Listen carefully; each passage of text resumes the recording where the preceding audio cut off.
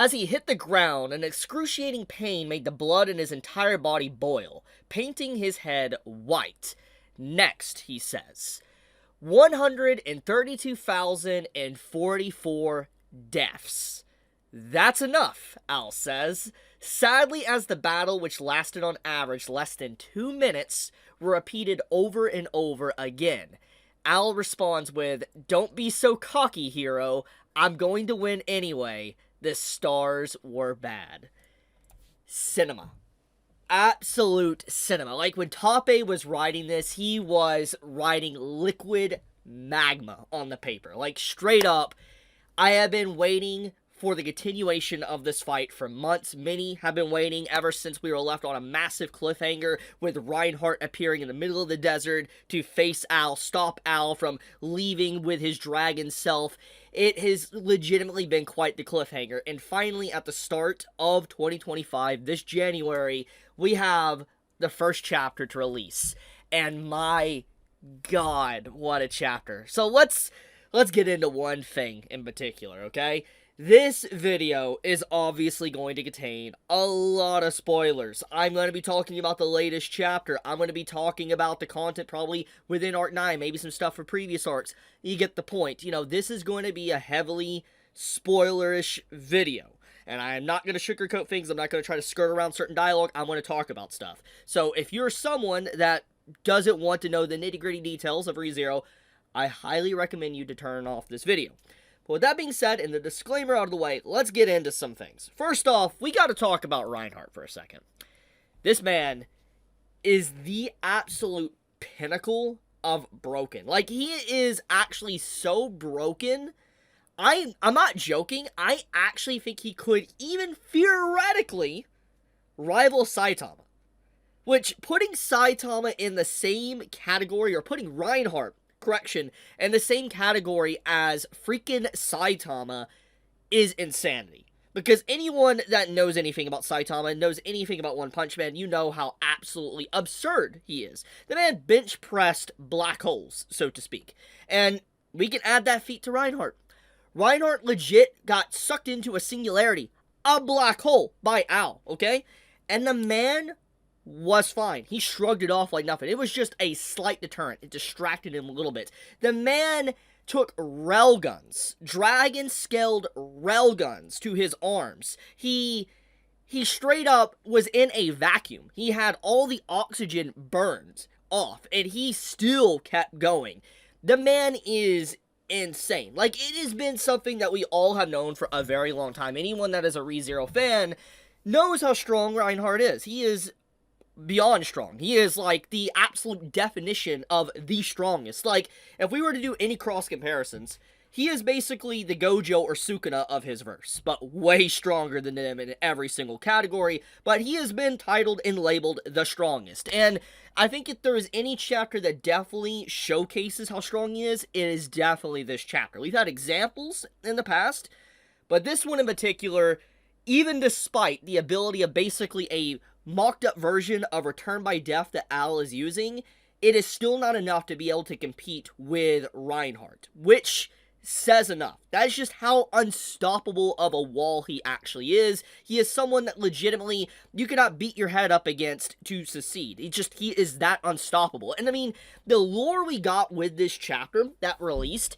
is actually so insane. It makes his weapon even more ridiculous. Like the Dragon Sword Reed that Reinhardt carries on his waist. We come to find out with this chapter, it is unbreakable. Now, when I say unbreakable, I don't mean just like you can never shatter. It literally is stated by Reinhardt himself that the blade will outlast the very existence of reality. Like the world itself, it will straight up survive it. Like when the world comes to an end, the world is shattered, breaking, turns into space dust, whatever, the Dragon Sword Reed will continue to exist. That's crazy. That is actually insane. It's basically implied that Reinhardt might be that guy. Like, he is, like, broken.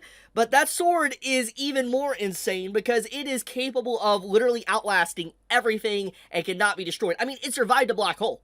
Reinhardt took damage from a black hole, like the singularity a little bit, but the sword didn't even get damaged. It just didn't even matter to it, which, once again, a singularity and a black hole is like infinite, like, gravity, basically. It's just, like, everything goes into the same point, and it crushes everything that enters into it, spaghettifies it, and all that.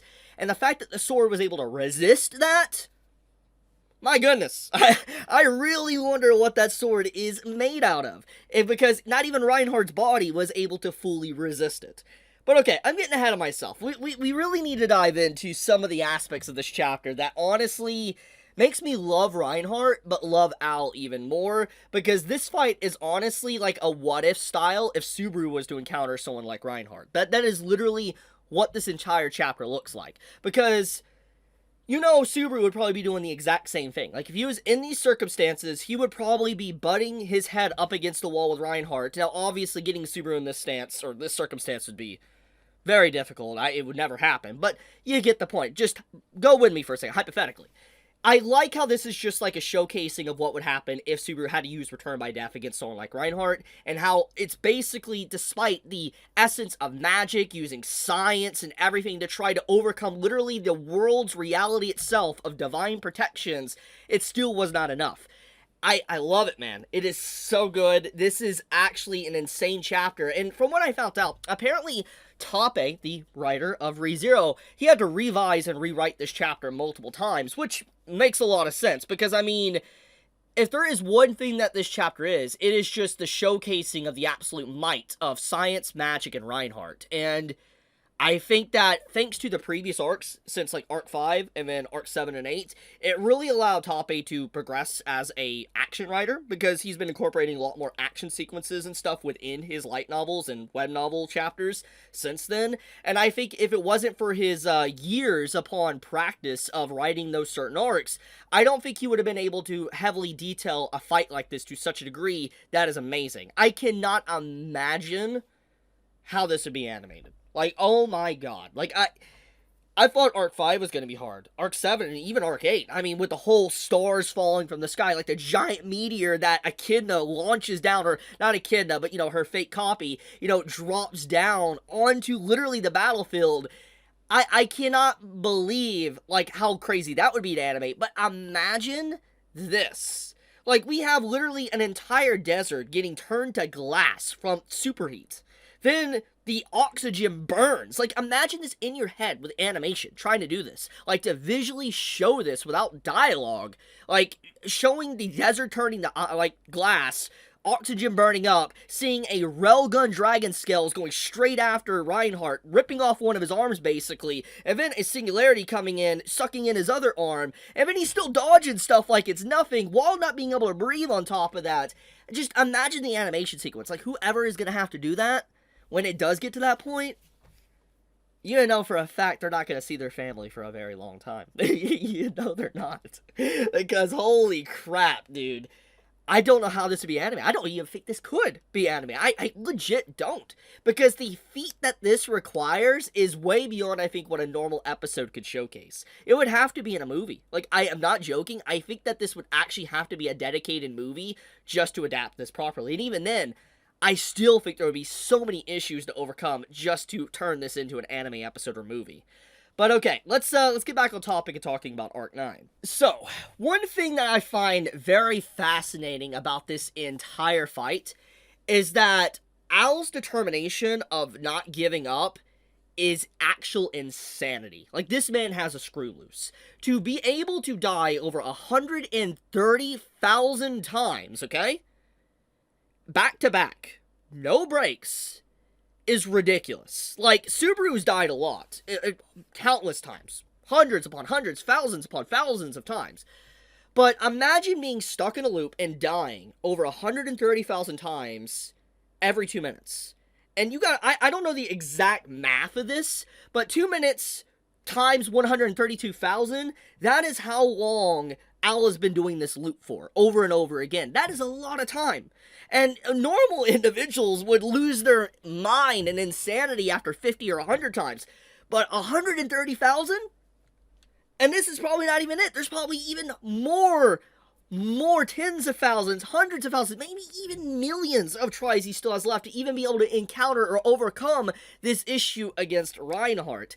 So factoring all that in, Al as a character, his sturdiness not to give up, like I said, I think it goes beyond even Subaru. Subaru's crazy to be able to do what he's done, but to see Al deal with this, and it's much shorter time frames, I don't even think Subaru could do this. I actually don't.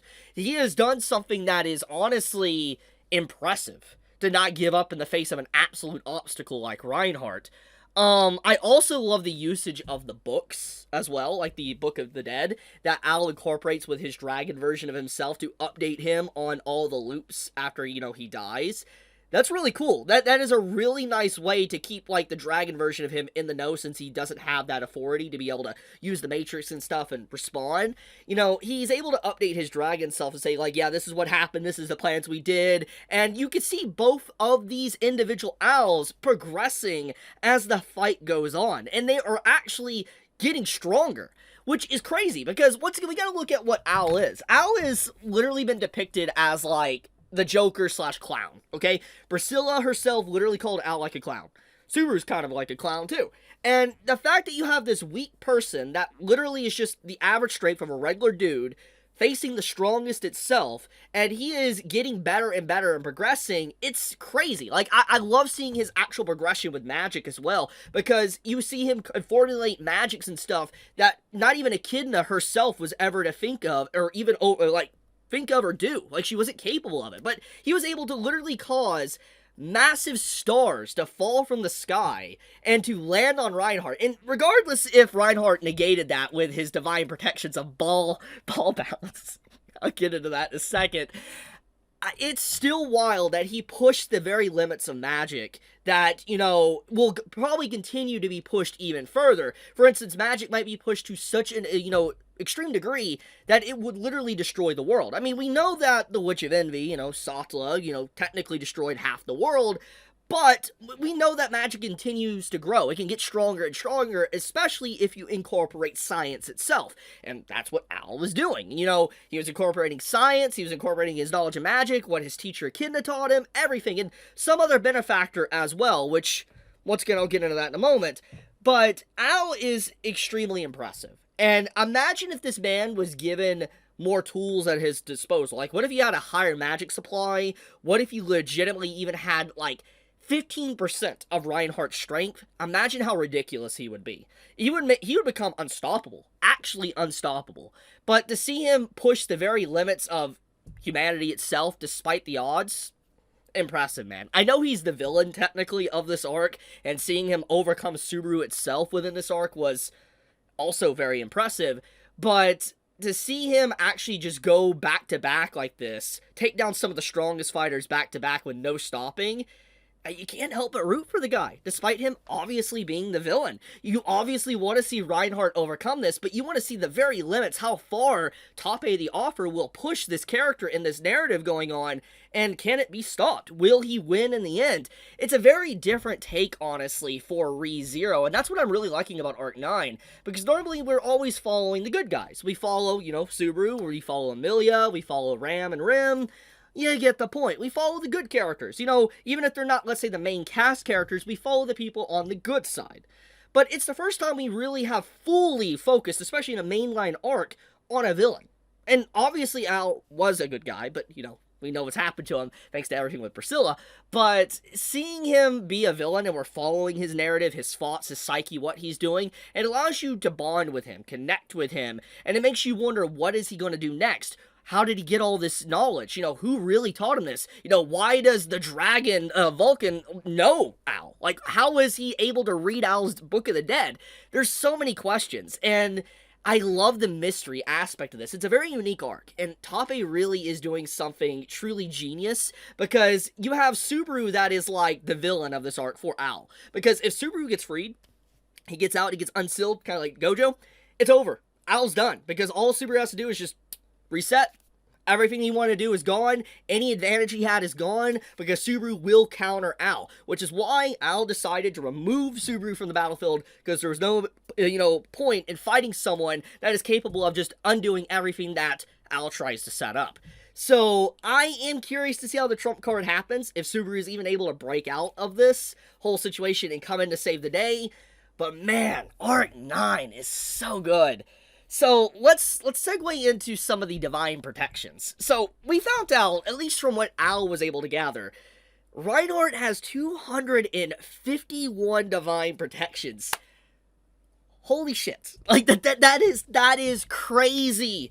Like, one divine protection alone already puts you on a level that's insane. Like, you can have a divine protection to literally negate magic, okay? Just one divine protection can make you insane. But this man has 251, and he can continue to get more. I mean, we literally see actively in the fight, he gains more divine protections while fighting. He gains, like, the divine protection of ball balancing. Now, that's a funny name, but how he uses it is honestly smart. When Al calls in the meteors, the actual giant fireballs in the sky, Reinhardt at first gets hit. He can't do anything about it, but then he gets a new divine protection, and he literally just starts walking on the freaking meteor like it's a ball, and he is able to control it and shoot it wherever he wants, and obviously it hits Al and his dragon self. So, oh my goodness, like, the divine protections he's capable of to negate, like, mental damage, magic, you know, getting ambushed, so many different things. Even despite that, you know, he did get hit, but, like, Al was able to hit him, and even with divine protection not protecting him completely, he was still able to overcome it. So it's just like, Reinhardt was already broken, but the level of detail we got here, I want to bring back what Tappei said a while back. He said that Reinhardt, if he was to face Saitama, it would be like an even fight. Or I think he said even Reinhardt might be able to beat her, but even then, if it's an even fight or he could beat her, I cannot imagine. It's the end of the reality itself if those two actually tussle after seeing what we just witnessed here. Now, if there is one weakness, I think, that this chapter did showcase, though, it showcased that Reinhardt really can be speed blitzed. That is his one weakness. Now, obviously, despite this weakness being utilized, for instance, Al trying to get around that and use that to his advantage, Reinhardt didn't die. But there is definitely an inherent flaw there. That, you know, if you're fast enough, and you're really strong, and you could somehow negate his divine protections, you could kill Reinhardt. And this does give credibility to just Regulus, you know, the Archbishop of Greed, and how he's able to bring down Reinhardt in one loop, because of just how powerful he was with his ability. So, when I take a look at this, I like how Al was able to experiment and figure out the weaknesses as well. That Reinhardt isn't perfect. There is flaws there, and he was trying to exploit every single thing, even if minor, to be able to bring this man down. And I especially love the detail of the desert. Like, we heard about it in Arc 6, where the desert was, like, filled with miasma and all that, thanks to the Sill and stuff with Saitama, and Reinhardt being in this section of the world, it makes him the weakest he could be. For instance, he's obviously incredibly powerful, but, you know, bringing him down at 0.5% or a 1% of, let's say, like, his actual max is still an incredible feat. It still makes him weaker. Even if it is very small and very, very unnoticeable, it is still an improvement. And I love how the terrain, I love how the magic and everything was incorporated to face this man, and it was thanks to, after like 60,000 deaths, that, you know, Al was able to figure this stuff out. So, I mean, oh my goodness, dude, it's so good. So, one thing I want to talk about before I wrap up the video is that, I wonder what his secret benefactor is. Obviously, he's talked with Echidna. He's learned a lot of magic from her and stuff. And, I mean, he displayed magic within this chapter that's capable of literally bringing down witches. He confirmed it himself. I am curious on who is giving him information, who is still giving him information correction, and who is keeping Reinhardt's father in check. Keeping him company, so to speak. I'm of suspicions to think that it is Pandora, because we haven't seen Pandora in a while. However, there was some added dialogue with like an extra chapter or whatever that came out recently where Pandora was at the tower. We know she was floating around and all that. So it's possible she is the one kind of spurring this on and leading Al down this path. There is a possibility there, or give me something else entirely. But whatever the case may be, this arc has the potential to be the best arc in the entirety of ReZero, at least to date. One last thing I will say, the Stride name drop. I know Al was joking, but that name, him dropping literally the Archbishop of Pride's name Stride, That was not something I expected. I think it caused more psychological damage to the readers than it did to Reinhardt, because nobody probably expected that name drop as well. I wonder if he's really joking about that, or if he really is connected with Stride. We'll have to see as the chapters develop. But I'll leave it at that for now. Thank you so much for watching. May all of you stay healthy and have a fantastic 2025. Chibi out.